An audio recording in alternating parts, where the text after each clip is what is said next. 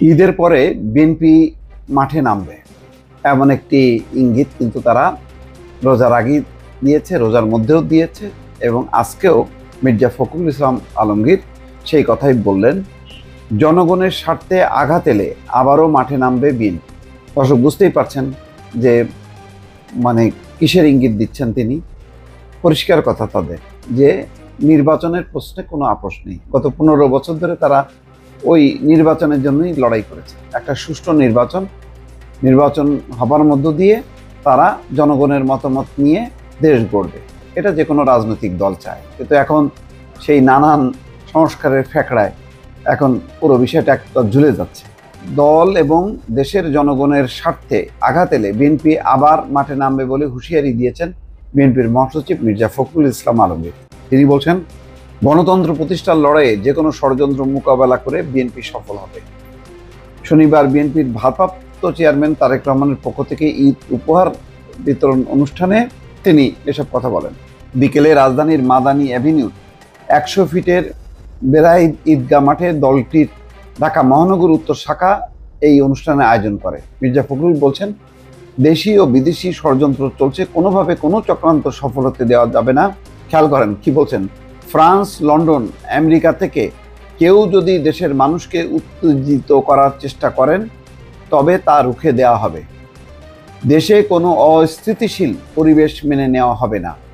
মানুষের ভোটের অধিকার, গণতান্ত্রিক অধিকার আদায়ে লড়াই সংগ্রাম চালিয়ে যেতে হবে।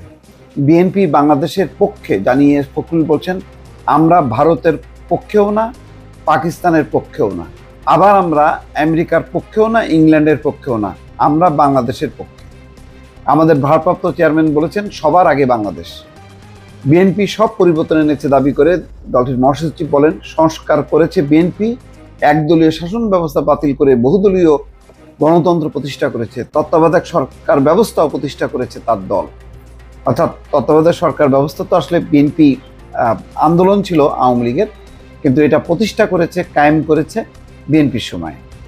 বিগত 17 বছরের গণতন্ত্র প্রতিষ্ঠার লড়াইয়ে বিএনপি নেতা কর্মীদের আত্মত্যাগের কথা স্মরণ করে মির্জা ফখরুল বলছেন, বিএনপি পরে এমন 99% মানুষ নির্যাতনের শিকার হয়েছে। অন্তর্বর্তী সরকার প্রসঙ্গে বিএনপির মহাসচিব বলছেন, ডক্টর ইউনূসকে দেশের মানুষ অন্তর্বর্তী সরকারের প্রধান উপদেষ্টা বানিয়েছে স্বল্প সময়ের মধ্যে লেভেল প্লেইং ফিল্ড তৈরি করে নির্বাচন দেওয়ার জন্য।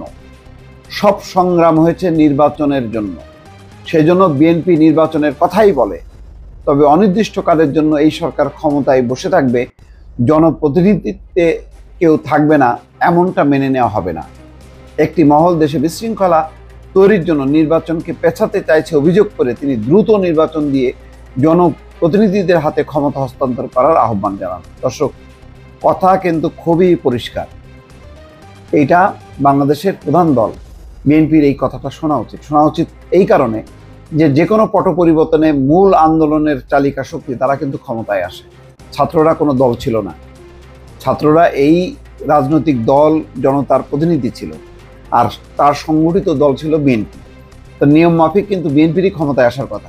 এখন অন্তর্বর্তী সরকার আসছে, খুবই ভালো যে তারা তো একটা নির্বাচন করবে। বিএনপি ক্ষমতায় যদি আসতো ওই সময় 5ই আগস্ট পট পরিবর্তনের পর, তখন তারা তাদের অধীনে নির্বাচন দিলে তো নিরপেক্ষ হতো না, বরং বিতর্ক মুক্ত থাকার জন্য অন্তর্বর্তী সরকারের প্রধান হিসাবে ডক্টর ইউনূসকে বসানো হয়েছে, যাতে তিনি একটা তত্ত্বাবধায়ক সরকার ব্যবস্থা প্রবর্তনের মধ্য দিয়ে বা ওইরকম একটি কাঠামোর মধ্যে একটা সুন্দর নির্বাচন দেন। কিন্তু এখন নানা রকমের কমিশনের ফাঁদে বাংলাদেশ, সেই ফাঁদ থেকে কবে মুক্ত হয়ে নির্বাচন হবে কেউ সুনির্দিষ্টভাবে বলতে পারছেন না।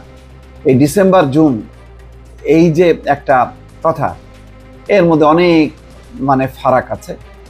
সুতরাং বিএনপি নির্বাচনের জন্য যেহেতু 15 বছর ধরে সংগ্রাম করছে, এখনো পর্যন্ত 8 মাসেও তারা এরকম কোনো সুস্পষ্ট ঘোষণা দেখছে না বলেই আজকে কিন্তু তারা পরিষ্কারভাবে ঘোষণা করছে যে তারা প্রয়োজনে আন্দোলনে নামবে। দর্শক, ভালো থাকবেন। আল্লাহ হাফেজ।